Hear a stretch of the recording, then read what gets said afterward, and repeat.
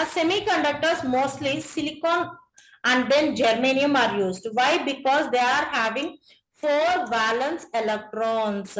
These 4 valence electrons will form 4 covalent bonds, and thus they form the structure completely. This atomic number of the silicon is 14, and it contains the 4 valence electrons. Its electronic configuration is 1s2, 2s2, 2p6, 3s2 and 3p2. And in short, its configuration will be like 2, 8, 4. 2 electrons in the first orbit, 8 electrons in the second orbit, and 4 electrons in the third orbit. So these 4 valence electrons, they form 4 covalent bonds. The same structure we have seen in the carbon also. Carbon atomic number is 6, and its short configuration is first orbit contains 2 electrons and the second orbit contains 4 electrons. So these 4 valence electrons, it forms 4 covalent bonds with other carbons or with other materials also. Carbon also exhibits the semiconducting nature, but its applications are very vast. We are not taking the carbon, mostly we'll go with the silicon, because till now silicon played a key role in synthesis of all these semiconducting materials. And our next material is germanium. Germanium atomic number is 32. Configuration is 1s2, 2s2, 2p6, 3s2, 3p6, 4s2, 3d10 and 4p2. Its short configuration is 2, 8, 18 and 4. So it contains 4 valence electrons.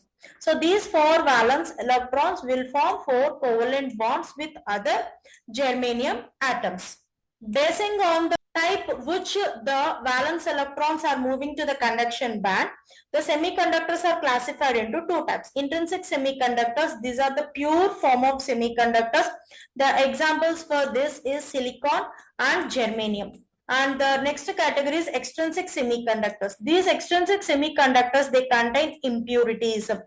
That means they are mixed with the other elements. Basing on the type of these impurities, again extrinsic semiconductors are classified into 2 types. One is N type of semiconductor and the other is P type semiconductors. Now let us learn about these 3 in detail. That is intrinsic semiconductors, N type semiconductors and P type semiconductors. Intrinsic semiconductors. In this, pure silicon atoms are present, and these silicon atoms, they form 4 covalent bonds. Here in this figure we can see, so this silicon formed a covalent bond with this, and here one more covalent bond with another silicon atom, and this is the third covalent bond with the third silicon atom, and this is the fourth covalent bond with the fourth silicon atom. Like this, similarly this silicon atom will form another covalent bond with another silicon atom here this side, and this side also another covalent bond with another silicon atom, and here another covalent bond with another silicon atom. So the chain goes. So every silicon atom, it forms 4 covalent bonds with 4 other silicon atoms in pure, that is in intrinsic semiconductors. An intrinsic crystal has no impurities. It doesn't contain any impurities. As we already discussed about this band theory, these pure semiconductors at 0 Kelvin temperature, they contain all the valence electrons in its valence band only. There will be no electrons in the conduction band at 0 Kelvin temperature. As temperature rises, what happens? Let's see. So as temperature rises, the electron, here the electron in this valence band, it gains this energy. Here the temperature rising means here we are showing the heat energy, that is the electromagnetic radiation. This energy is gained by the electron, and that electron is moving to the higher energy levels, that is the free electron, and leaving a space called hole. So here in this is the actual structure. Here in this band theory, it is shown like in valence band, the electron is gaining the energy and moving to the higher energy levels, that is the conduction band.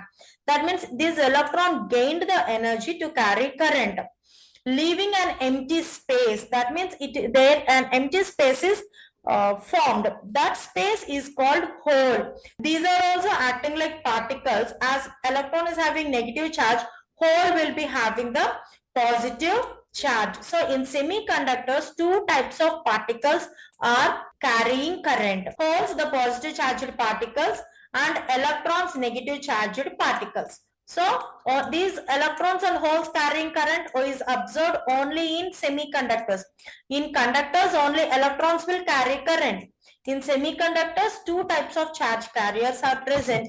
One, the electrons, negative charged particles. The other, holes, the positive charged particles. So once from where this hole is coming, as the electron is gaining the energy from external source, that electron leaving a vacant space in the valence band and goes to the higher energy levels in the conduction band. So now the current is carried by the electrons present in the conduction band and holes present in the valence band. Remember here, holes will be always present in the valence band. Electrons will always present in the conduction band, will carry current. Electrons in the valence band, they won't carry current. Only electrons in the conduction band will carry current. So this is how the charge carriers are generated in the semiconductors. This figure shows how the movement of electrons and holes will be. As here, the first electron, it gained external energy and as it has become a free electron. That means it went to the conduction band, leaving a hole here. So the neighbor electron is there no in valence band. This neighbor electron will occupy this vacant space. So it looks like electron has moved this side, the hole has moved this side. So these black arrows are showing the movement of holes. Again, as this is the vacant space, this electron now started to occupying this place, looking like holes are moving to this side. So it looks like as the electrons are moving on this side, holes are moving as in the opposite direction. So here we can say as electrons, if they move to the right side, the holes movement will be to the left hand side. That is, we can say in another way, current direction and the holes movement direction is the same. Electron movement direction is opposite to the current direction or as well as holes direction.